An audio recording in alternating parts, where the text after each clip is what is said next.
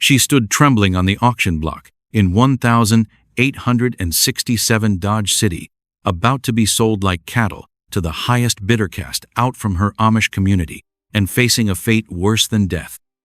When a mysterious cowboy suddenly bid $100 and offered her something no one else would, a choice, Rebecca Yoder had to decide, would she trust this silent stranger who might be her salvation? Or was this just another trap in a world that had already betrayed her once? The rope burned against Rebecca's skin as rough hands pushed her up the wooden steps. October wind whipped through Dodge City's dusty streets, carrying the smell of horse sweat and fear. Her bare feet found splinters in the platform boards, but the pain felt distant compared to the shame burning in her chest. "Step lively, girl," barked the man behind her, his breath reeking of whiskey and tobacco. "Got paying customers waiting." Rebecca stumbled forward, her brown dress torn at the shoulder from 3 weeks of rough travel. The crowd below looked like hungry wolves, their eyes gleaming with interest that made her stomach turn. She had never seen so many people in one place. Nothing in her quiet Amish community had prepared her for this chaos. "Ladies and gentlemen," the auctioneer's voice boomed across the platform like thunder. "Welcome to this fine October morning in 1867. His red face glistened with sweat as he waved his hands dramatically. "We have something special today, young woman of good breeding and strong back." Rebecca's hands shook as she remembered her father's gentle voice reading evening prayers. How had she fallen so far from that peaceful world?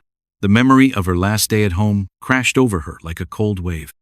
"Rebecca Yoder," Elder Zook had pointed his finger at her like a weapon. "You have brought shame to our community." His white beard trembled with anger. "Striking one of God's chosen ministers is forbidden." But she had seen her little brother Jacob's bruised face after Elder Zook's correction. The 8-year-old had only been trying to feed a stray Catan act of kindness that had earned him a beating. When Rebecca stepped between them, demanding the elder stop, her fate was sealed. "Cast out," the words had echoed in the meeting house. "No longer welcome among God's people." Now, standing on this platform like a piece of livestock, Rebecca wondered if the elders had been right. Maybe she was beyond saving. "This fine specimen comes to us from Pennsylvania's Amish country," the auctioneer continued, his voice cutting through her memories. "Skilled in cooking, cleaning, and all manner of household duties. Strong enough for farm work, young enough to bear children." The crowd pressed closer, and Rebecca caught fragments of their conversations. Men discussed her like she was a horse they might buy, weighing her value in dollars and cents. Women whispered behind their hands, some looking pitying, others disgusted. "She's pretty enough," called out a man in a dirty coat. "But what's wrong with her that her own people threw her out?" "Probably caught stealing," suggested another. "These religious folks don't tolerate much." Rebecca wanted to scream that she had only protected her brother, but the words stuck in her throat. Who would believe her? She was nothing, now not Amish, not free, not even human in their eyes. The sun climbed higher, baking the platform until sweat ran down her back. Her mouth felt dry as dust, and her legs trembled from standing so long. The crowd grew larger as word spread through town about the auction. "Now then," the auctioneer raised his hammer. "Let's start the bidding at $10. A hand shot up immediately. $10!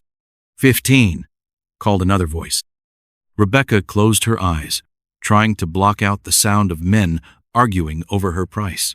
In her mind, she could hear her mother's voice singing hymns while they worked in the garden together. The memory felt like a lifetime ago. $20. The voice belonged to a fat man with gold teeth who kept staring at her in a way that made her skin crawl. 25.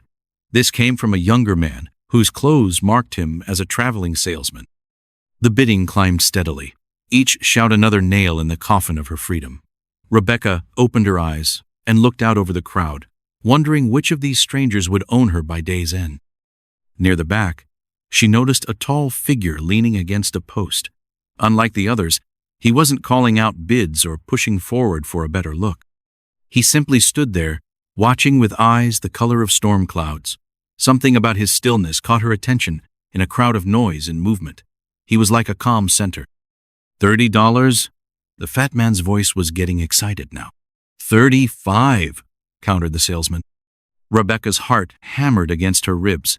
The bidding was climbing higher than she had expected, which meant her new owner would expect to get his money's worth. She had heard whispered stories about what happened to women sold at these auctions, and none of them ended well. The tall man in the back pushed away from the post and took a step forward. For a moment, Rebecca thought he might join the bidding, but he simply stood there, his expression unreadable beneath his worn hat. $40! The fat man was sweating now, his face red with effort. 45! The salesman wasn't backing down. Rebecca felt dizzy. The sun was getting hotter, and she hadn't eaten since yesterday. Her vision blurred at the edges, and she swayed on her feet. $50! A new voice entered the bidding, a man with cruel eyes and hands that looked like they had hurt people before. The crowd murmured with excitement. $50 was serious money, more than most people made in a month. Rebecca realized with growing horror that she was worth more than she had ever imagined possible. 55! The fat man wasn't giving up. 60! The cruel-eyed man's voice was confident. Rebecca's knees started to buckle. The platform seemed to spin around her, and she grabbed the post beside her to keep from falling. The crowd noticed her distress and started calling out comments. Look at her go pale. Better hurry up, boys, before she faints. Hope she's stronger than she looks. The auctioneer raised his hammer. $60 going once. Rebecca's eyes found the tall man in the back again. He was still watching her, but now his jaw was set in a hard line. His hands hung loose at his sides, ready for action.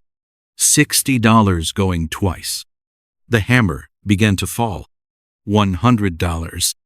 The words cut through the morning air like a blade through silk. Every head in the crowd turned toward the back, where the tall stranger stepped forward with the confidence of a man who had never doubted himself. Rebecca's heart stopped beating for a moment. $100 was more money than most people saw in a year. The fat man's mouth fell open, and the cruel-eyed bidder cursed under his breath. Did I hear correctly? The auctioneer's voice cracked with surprise. $100? You heard right. The stranger's voice was calm as still water, but it carried to every corner of the crowd. He moved through the people like they were wheat parting before a scythe, his boots clicking steadily on the hard-packed dirt. Rebecca stared at him, trying to understand what was happening. He was tall and lean, with dark hair that needed cutting and clothes that spoke of long days in the saddle. His face was weathered by sun and wind, but his eyes held a gentleness that seemed impossible in this harsh place. Well, I'll be, muttered the fat man. Who's got that kind of money? That's James McKenna, whispered someone in the crowd. Owns the big spread north of town. McKenna? Another voice joined in. Thought he kept to himself. Does mostly. Lost his wife and boy to fever 3 years back. Hasn't been the same since. Rebecca felt something shift inside her chest. This man had known loss, real loss. Maybe that was why he looked at her with understanding instead of hunger. The auctioneer recovered from his shock and banged his hammer. $100, going once. The other bidders looked around helplessly. None of them had that kind of money, and they knew it. The cruel-eyed man spat in the dirt and pushed through the crowd, muttering curses. Going twice. James McKenna reached into his coat and pulled out a leather pouch. Even from the platform, Rebecca could hear the clink of gold coins. Real money, not promises or credit. Sold. The hammer fell with a sound like thunder. To James McKenna for $100. The crowd began to break up, people heading back to their daily business with disappointed grumbles. Some stopped to congratulate McKenna, slapping him on the back and making jokes Rebecca couldn't quite hear. A deputy untied the rope from her wrists, and Rebecca rubbed the raw skin where it had chafed. Her hands were shaking so badly she could barely feel her fingers. Come on down, miss, the deputy said, not unkindly. Your new owner's waiting. Rebecca walked down the steps on unsteady legs, her mind spinning with questions. Why had this stranger paid so much for her? What did he expect in return? She had learned not to trust kind faces. They often hid cruel intentions. James McKenna waited at the bottom of the steps, his hat in his hands. Up close, She could see the lines around his eyes that spoke of hard work and harder losses. His hands were calloused but clean, and when he looked at her, it was with respect rather than ownership. "Miss Yoder," he said, his voice gentle. "I'm James McKenna." Rebecca nodded, not trusting her voice. The formal way he spoke surprised her. Most of the men at the auction had talked about her like she was a thing, not a person. "I have a proposition for you," James continued. "I need someone to help run my household. The work is honest, the pay is fair, and you'd have your own room." He paused, choosing his words carefully. There would be no other expectations. Rebecca blinked in surprise. "I don't understand." "I'm offering you a job, not ownership." James's gray eyes were steady on hers. "You'd work for wages, same as any hired hand. If you don't like the arrangement, you're free to leave any time." The deputy who had untied her rope was listening with interest. "That's mighty unusual, McKenna. Most folks who buy at these auctions expect full ownership." "I'm not most folks," James replied without taking his eyes off Rebecca. "What do you say, Miss Yoder? Will you consider it?" Rebecca felt tears prick her eyes. When was the last time someone had asked her opinion about anything? In her Amish community, decisions were made by elders and fathers. At the auction, she had been treated like livestock. Now this stranger was offering her something she had never had a choice. "Why?" she whispered. "Why would you do this?" James was quiet for a long moment, his gaze shifting to the empty platform where she had stood just minutes before. "Because everyone deserves a chance to choose their own path." Something in his voice told Rebecca there was more to the story, but she didn't press. She had secrets of her own. "I'll come with you," she said, surprised by how steady her voice sounded. James nodded and settled his hat back on his head.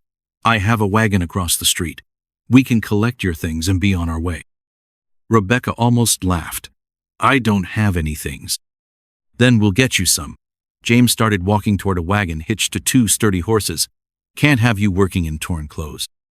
As they crossed the street, Rebecca noticed how people stepped aside for James McKenna. He had the kind of quiet authority that came from being fair but firm. Shop owners nodded respectfully as he passed, and children stopped their games to watch. The wagon was well built and clean, with a canvas cover to protect passengers from weather. James helped Rebecca up to the seat with a gentle hand, then walked around to climb up beside her. "First stop is the general store," he said, taking up the reins. "You'll need proper clothes and whatever else you might require." Rebecca stared at him. "You don't even know me. What if I'm not worth what you paid?" James clicked his tongue to the horses, and they started moving. "Miss Yoder, I've seen how you carry yourself.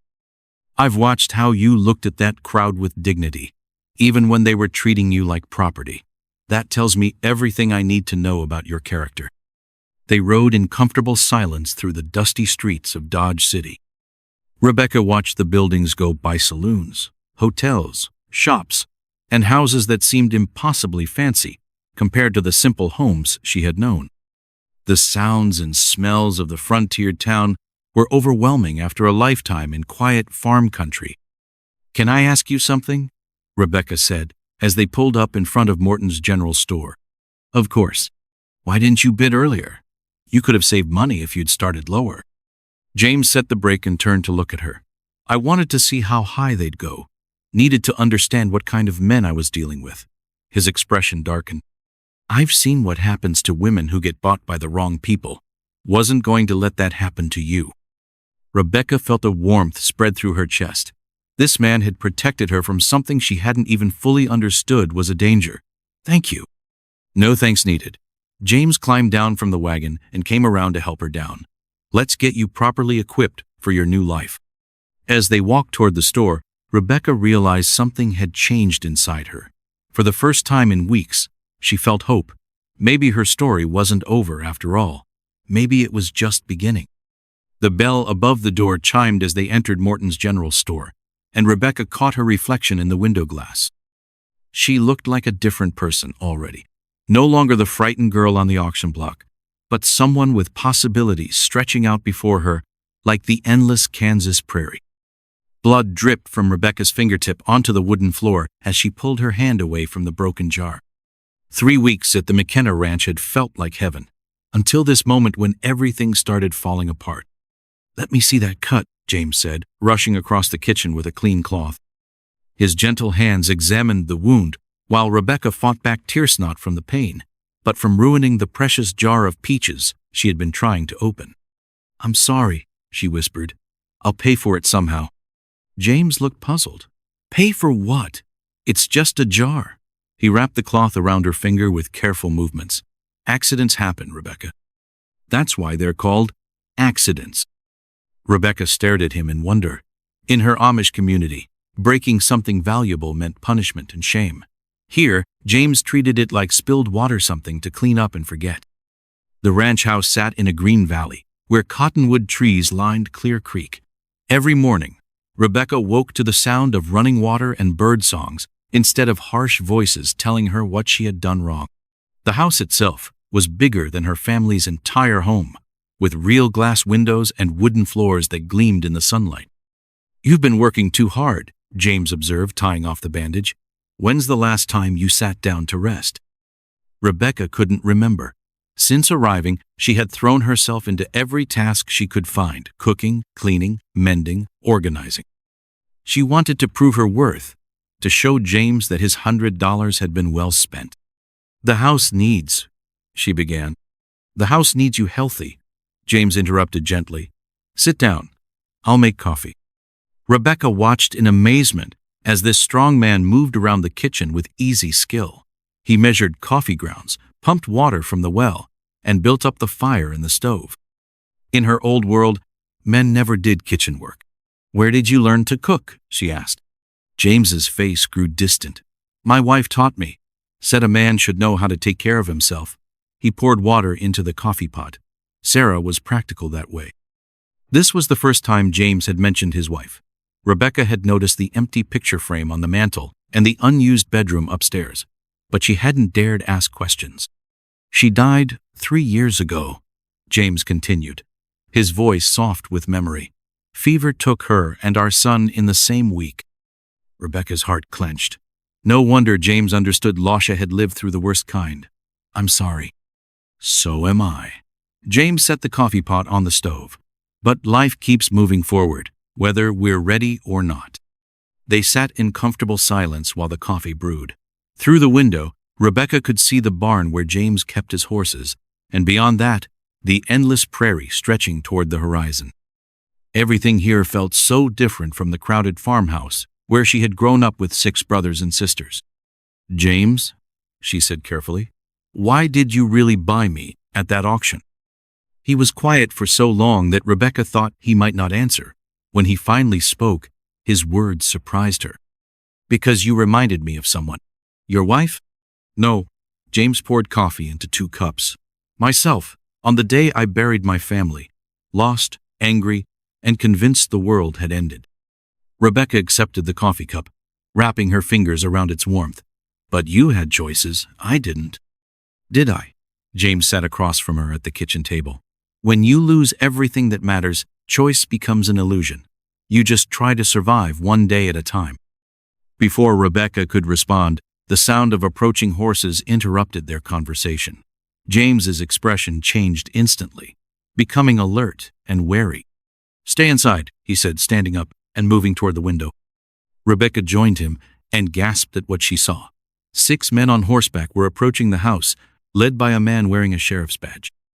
Even from a distance, she could see guns on their hips and hard expressions on their faces. "Who are they?" she whispered. "Trouble," James said grimly. He moved to a cabinet and pulled out a gun belt, strapping it around his waist with practiced ease. "Sheriff Reeves has been wanting an excuse to visit." "What kind of excuse?"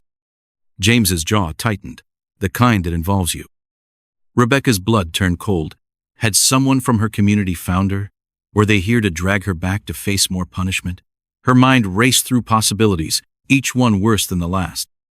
The horses stopped in front of the house, and Rebecca heard boots hitting the ground. Heavy footsteps approached the porch, followed by a loud knock that sounded more like a demand than a request. "McKenna," a voice called out. "Open up. Sheriff's business." James squeezed Rebecca's shoulder reassuringly. "Whatever happens, Stay calm. Don't admit to anything, and don't volunteer information. James McKenna, the voice was getting impatient. I know you're in there. James opened the door, stepping out onto the porch where Rebecca couldn't see him. She pressed herself against the wall, listening to every word. Sheriff Reeves, James said, his tone politely neutral. What brings you out here with so many men? You know why I'm here, McKenna. That girl you bought, where is she? Miss Yoder is my employee. She's working. I'll need to speak with her. About what? There was a pause, and Rebecca could almost feel the tension crackling through the air like lightning before a storm. Got some questions about her past, Reeves said finally. Things that might interest the law. Rebecca's heart started hammering. What had they discovered? What lies had been told about her? Unless you have a warrant, James said calmly, Miss Yoder doesn't have to answer any questions. Now see here, McKenna. I see perfectly well. James's voice carried a new edge. 6 armed men showing up at my ranch without legal papers, wanting to interrogate my employee. Looks like harassment to me. Rebecca crept toward the window and peered out carefully. Sheriff Reeves was a big man with cold blue eyes and hands that rested too easily on his gun. The men with him looked like they were hoping for a fight. This doesn't have to be difficult, Reeves said. Just let us talk to the girl. Not without proper legal authority. I am the legal authority in this county. Then you should know better. James stepped down from the porch, and Rebecca realized he was drawing the men away from the house and away from her. Reeves's face turned red with anger. You're making a mistake, McKenna. That girl is trouble, and anyone who protects her is going to regret it. Is that a threat, Sheriff? It's a promise.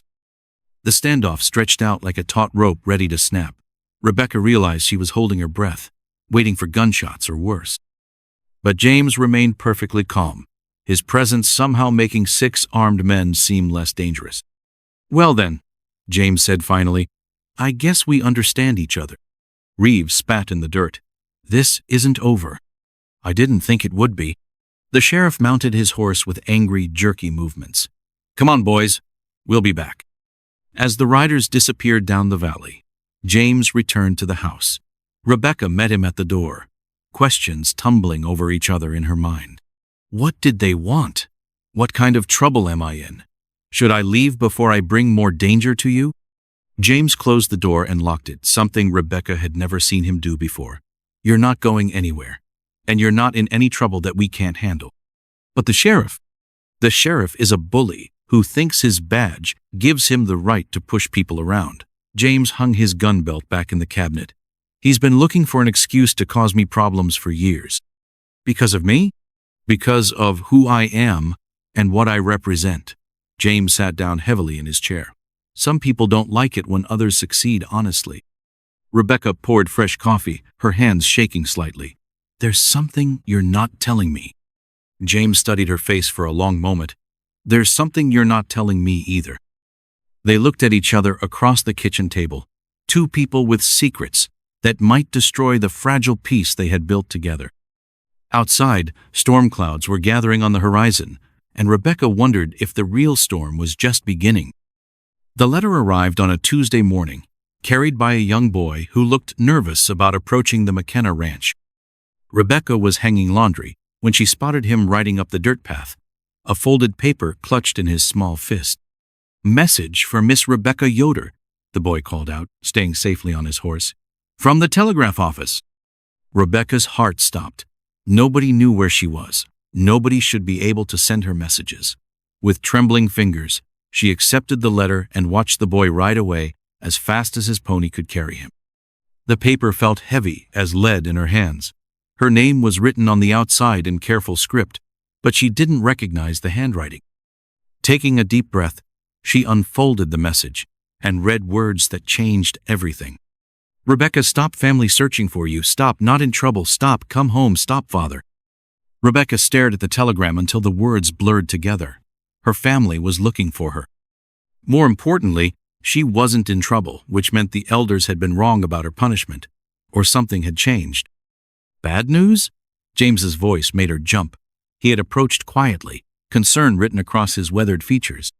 I don't know, Rebecca said honestly. It's from my father. He says my family is searching for me, and that I'm not in trouble." James read the telegram over her shoulder, his expression thoughtful.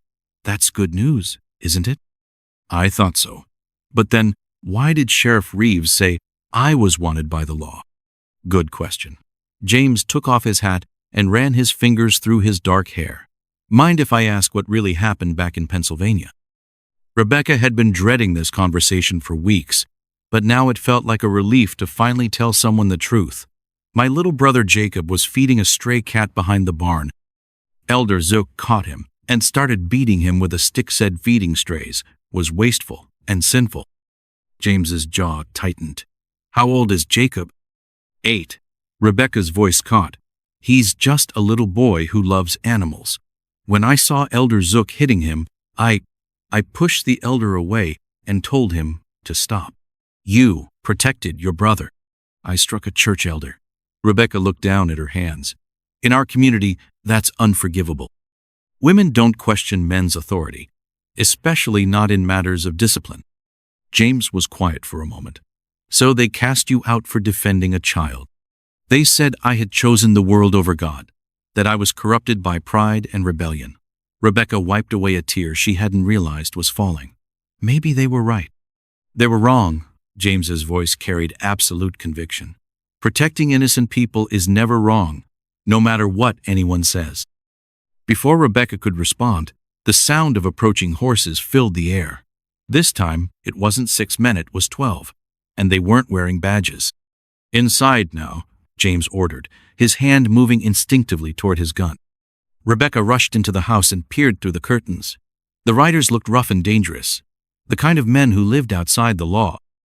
Their leader was a tall man with a scar running down his left cheek and eyes like chips of ice. "McKenna," the scarred man called out. "We need to talk." James stepped onto the porch, but Rebecca noticed he stayed close to the door. "I don't believe we've been introduced." "Name's Carson. I work for interested parties back east." Rebecca's blood turned to ice. Interested parties back east could only mean one thing. Someone from her community had hired these men to bring her back. "What kind of work?"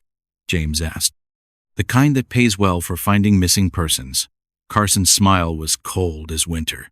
"We're looking for a young woman named Rebecca Yoder. Heard you might know where she is." "Never heard the name." Carson laughed, but there was no humor in the sound. "Now, that's interesting, because we have witnesses who saw you buy her at auction 3 weeks ago."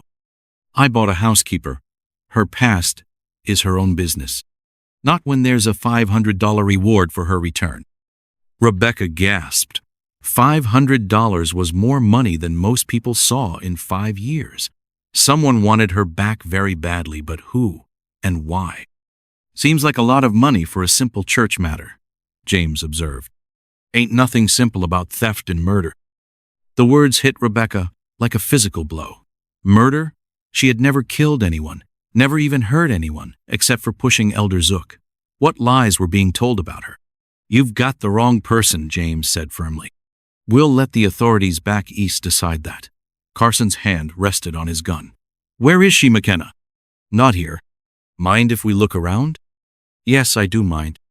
The tension in the air grew thick as mud. Rebecca realized these men weren't going to be scared off like Sheriff Reeves. They had come too far and been promised too much money to give up easily. "Here's how this is going to work," Carson said, his voice dropping to a dangerous whisper. "You're going to produce the girl, or we're going to tear this place apart until we find her. You're welcome to try." Rebecca had heard enough. These men were going to hurt James because of her, and she couldn't let that happen. Before she could lose her nerve, she opened the door and stepped onto the porch. "I'm Rebecca Yoder," she said, her voice stronger than she felt. "What do you want with me?" Carson's scarred face split into a triumphant grin. Well, well, the little mouse comes out of hiding. I asked you a question. You're wanted for the murder of Elder Zook and the theft of $500 from the church fund." Rebecca staggered as if she'd been slapped. "That's impossible. Elder Zook was alive when I left, and I never stole anything." "That's not what the witnesses say." "What witnesses?" Carson pulled a folded paper from his coat. "Got sworn statements right here. Elder Miller says he saw you strike Elder Zook with a poker from the fireplace. Says the old man died 2 days later from his injuries." "That's a lie." Rebecca's voice cracked with emotion. I pushed him, yes, but I never hit him with anything. And Elder Weaver swears he saw you take money from the church strongbox the night before you disappeared. Rebecca felt the world spinning around her. Someone was lying, but who and why? She had left her community in disgrace, but she had never imagined they would fabricate crimes to justify hunting her down.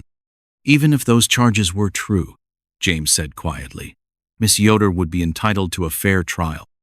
She'll get one, Carson promised. Back in Pennsylvania. With witnesses who are obviously lying? Carson's face darkened. You calling church elders liars? I'm calling these particular statements false. The standoff stretched out like a held breath. Rebecca realized she was trapped between James's protection and Carson's determination. Someone was going to get hurt, and it would be her fault. I'll go with you, she said suddenly. Rebecca, no. James stepped protectively in front of her. It's the only way to end this without bloodshed. Rebecca looked into James's gray eyes, memorizing them. If I'm innocent, the truth will come out. And if you're not innocent, Carson asked with cruel amusement, then I'll face the consequences. James turned to face her fully. You don't have to do this. Yes, I do. Rebecca touched his arm gently. You've given me something I never had before, the knowledge that I'm worth protecting. That's enough. Before James could argue further, Rebecca stepped toward Carson's horse, but as she moved, something unexpected happened. James smiled. You know what?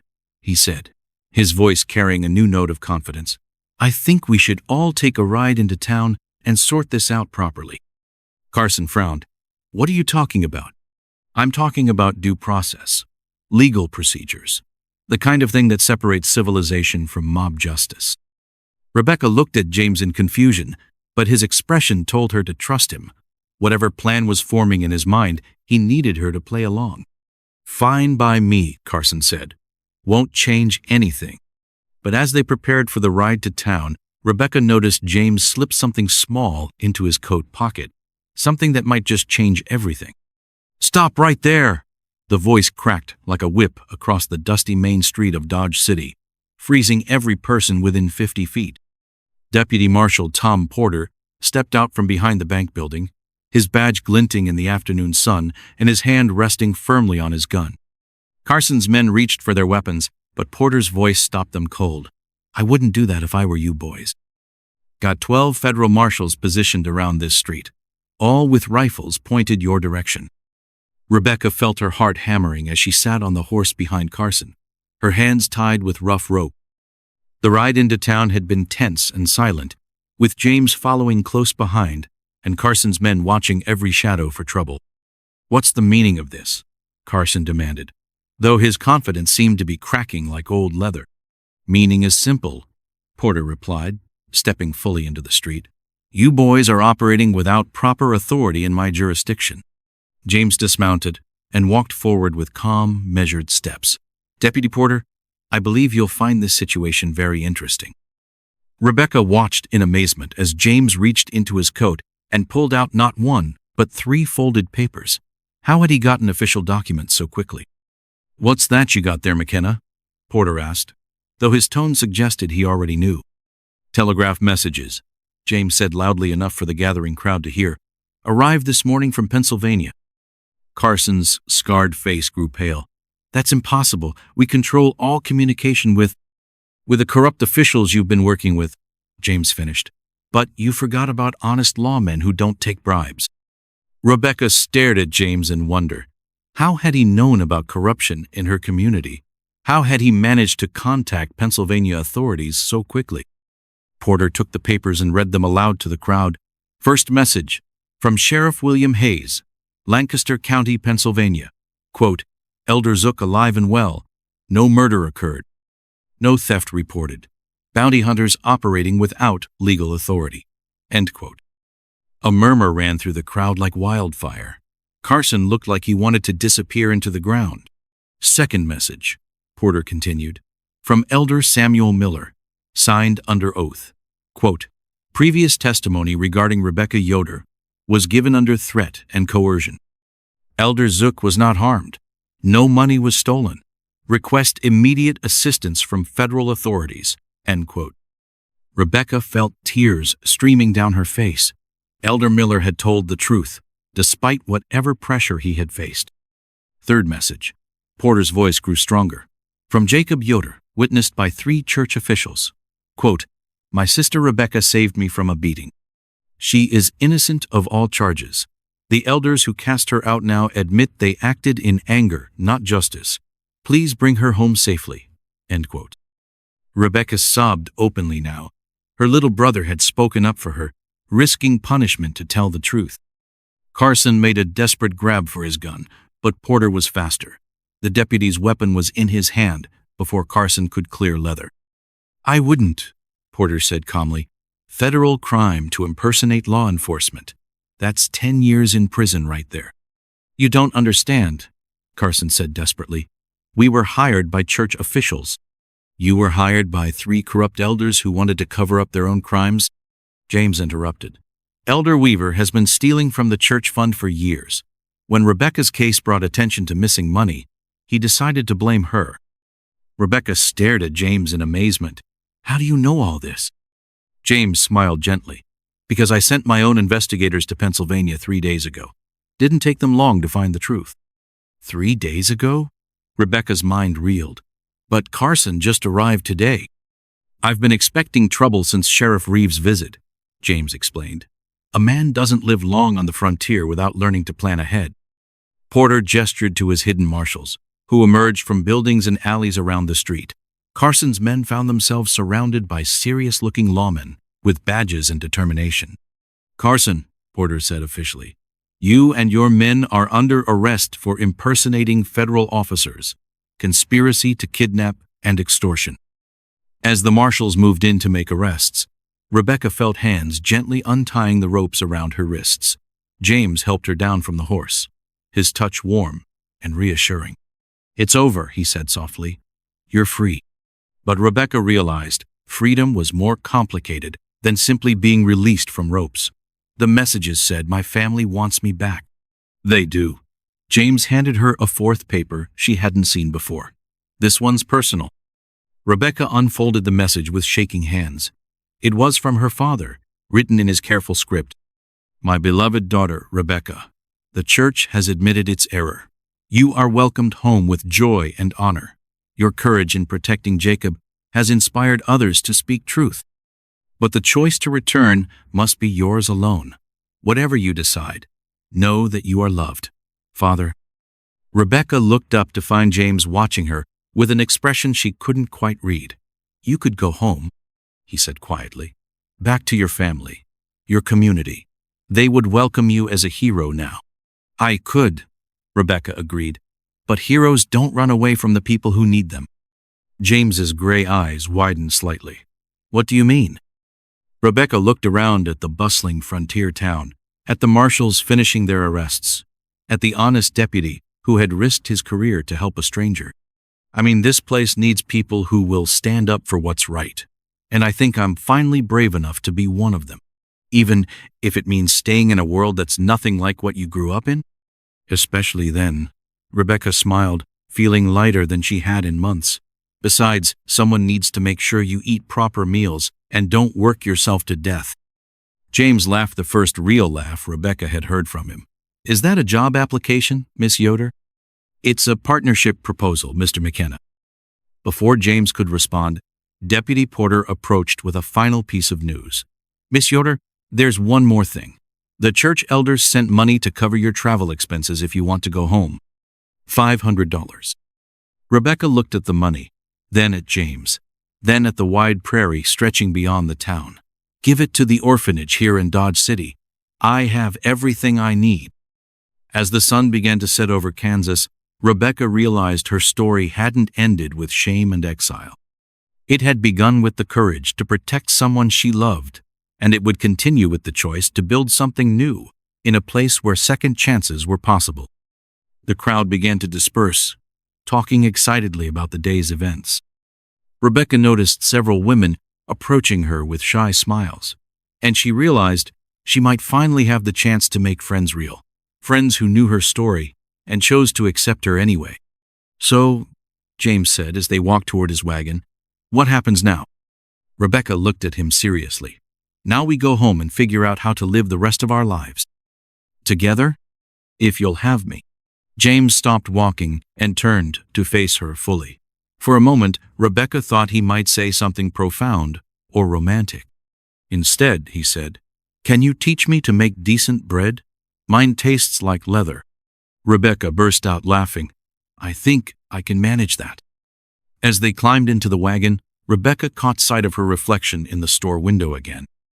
The frightened girl from the auction platform was gone forever, replaced by a woman who had learned that courage wasn't about never being afraid, it was about doing what was right despite the fear.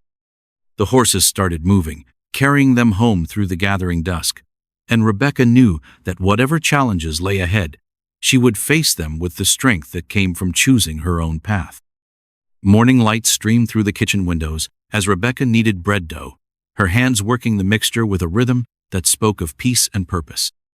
6 months had passed since that dramatic day in Dodge City, and the McKenna Ranch had become something Rebecca never thought possibly a real home. "Smells like heaven in here," James said, entering the kitchen with his hat in his hands and a smile that had become as familiar as sunrise. "Wait until you taste it," Rebecca replied, shaping the dough into loaves. "I finally perfected my mother's recipe."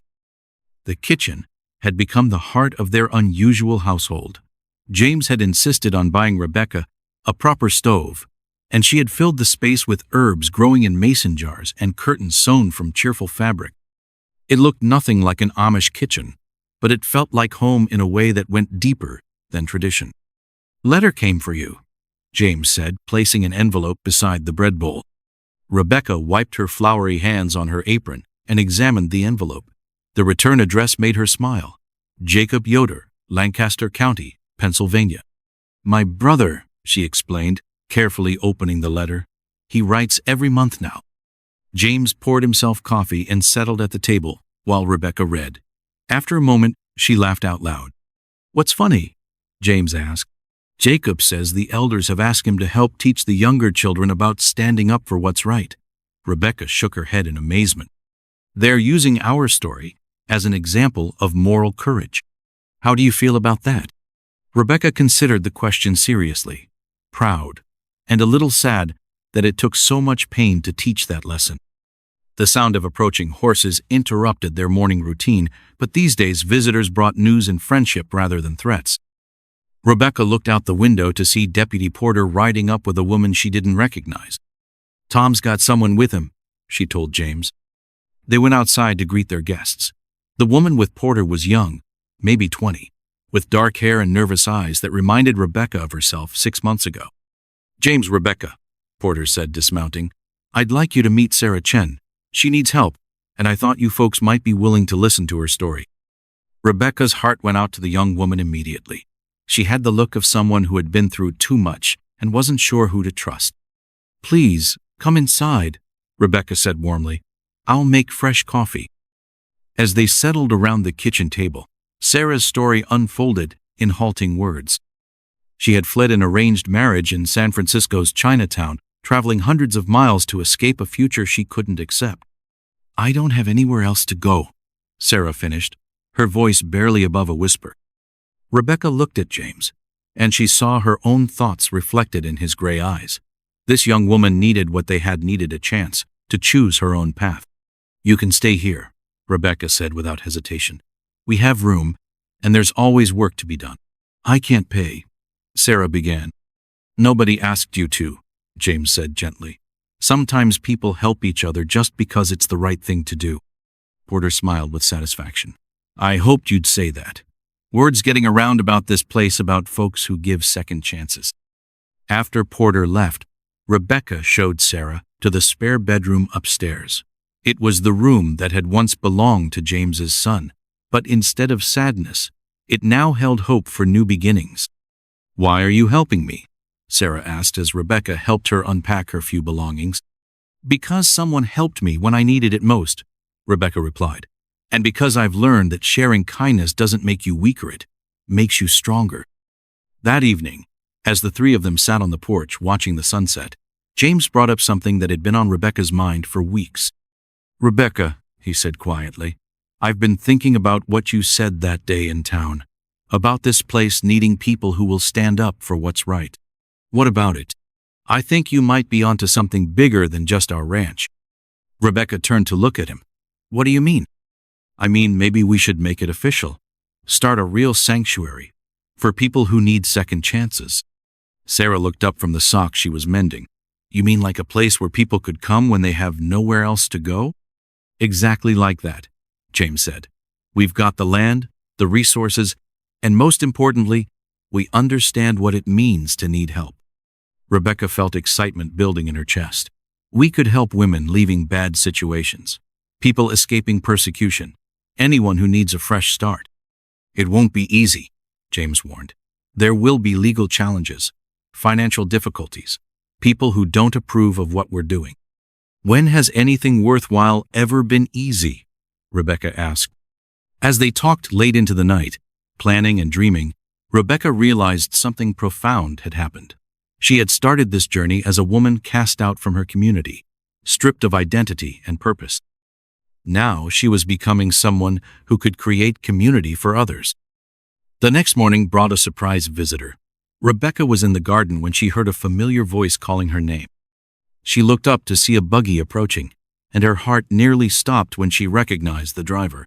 "Jacob," she whispered, then louder. "Jacob."